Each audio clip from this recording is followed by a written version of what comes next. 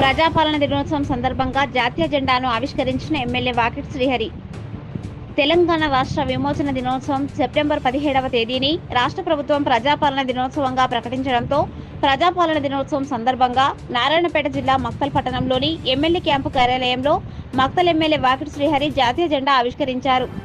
అనంతరం మండల ప్రజా పరిషత్ తహసీల్దార్ కార్యాలయాలలో ప్రజాపాలన దినోత్సవం సందర్భంగా నిర్వహించిన జెండా ఆవిష్కరణ కార్యక్రమంలో పాల్గొన్నారు.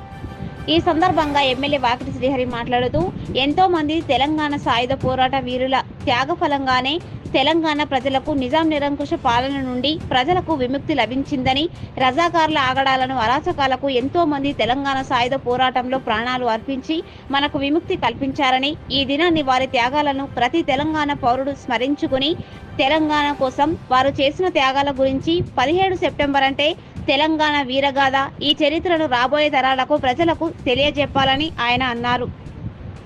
ఈ కార్యక్రమంలో తహసీల్దార్ ఏ సతీష్ కుమార్, ఎంపీడీఓ, కాంగ్రెస్ పార్టీ నాయకులు తదితరులు పెద్ద ఎత్తున పాల్గొన్నారు.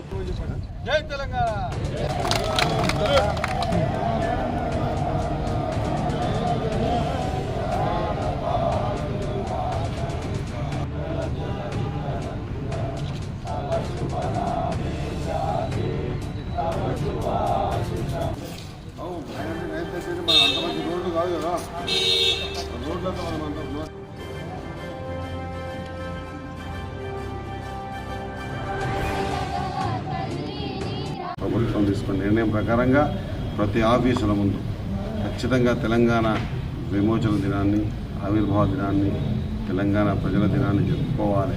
ఎందుకు జరుపుకోవాలి? ఈ దేశానికి స్వతంత్రం వచ్చిన తర్వాత కూడా మన తెలంగాణకు స్వతంత్రం రాలే. ఆ రోజుల్లో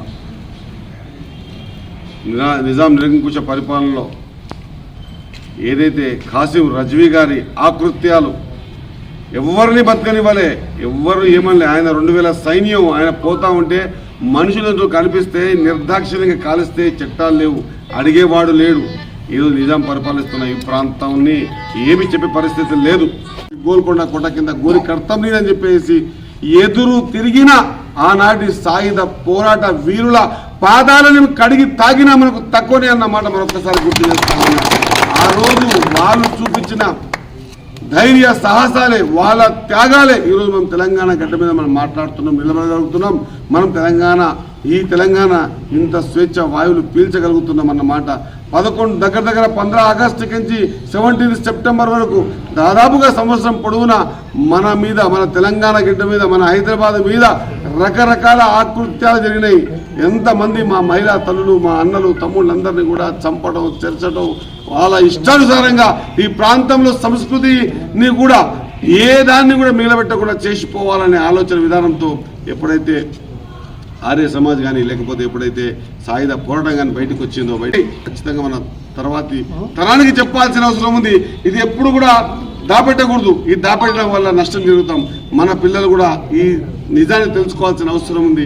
మనం పడ్డ నరకాన్ని తెలుసుకోవాల్సిన అవసరం ఉంది. ఎట్లా సిద్ధించింది తెలంగాణ? 17 సెప్టెంబర్ అనేది హైదరాబాద్ తెలంగాణ గడ్డకు మరుపెరగని దినం. ఈ దినాన్ని మనం పురస్కరించుకొని ప్రతి ఒక్కరం కూడా తర్వాతి తరాలకు ఈ నిజాన్ని చెప్పకపోతే తప్పు చేసిన వాళ్ళమవుతాం, పాపం చేసిన వాళ్ళమవుతాం. ఎవరి ప్రాణ త్యాగాల వల్ల ఈ తెలంగాణ సిద్ధించిందో, ఎవరి ప్రాణ త్యాగాల వల్ల ఈ గడ్డ మీద స్వేచ్ఛగా మాట్లాడుతున్నామో, ఈ వీరగాథలు మనం చెప్పుకోకపోతే మనంత దరిద్రమైన బతుకులు ఇంకొకరికి ఉండవు. మన తర్వాతి తరాలకు చెప్పాల్సిన అవసరం ఉంది. కాబట్టి ఈరోజు సమయం తీసుకొని మీ అందరికి తెలియజేస్తా ఉన్నా, ఇదొక వీరగాథ. 17 సెప్టెంబర్ని ఖచ్చితంగా ప్రభుత్వ పరంగా తీసుకున్న నిర్ణయాలు, ప్రభుత్వం తీసుకున్నటువంటి ఈ ఫ్లాగ్ హాస్టింగ్ డేకి మనమందరం కూడా ఖచ్చితంగా కృతజ్ఞత తెలియాల్సిన అవసరం ఉంది అని చెప్పి తెలియజేసుకుంటూ